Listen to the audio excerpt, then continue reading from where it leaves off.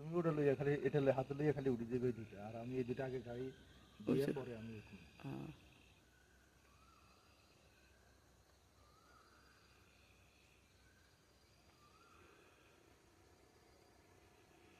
আসসালামু আলাইকুম, শুভ সকাল। কি সুন্দর পাখির ডাক, কোকিলের ডাক শুনতে পাচ্ছ?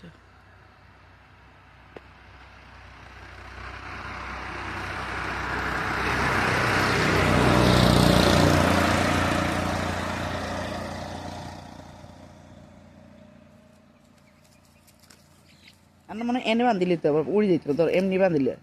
আমি তো সেটাই কইতেছি, মধ্যখান খালি বান দিয়া লইবে, কিচ্ছুই তো না। এই জানো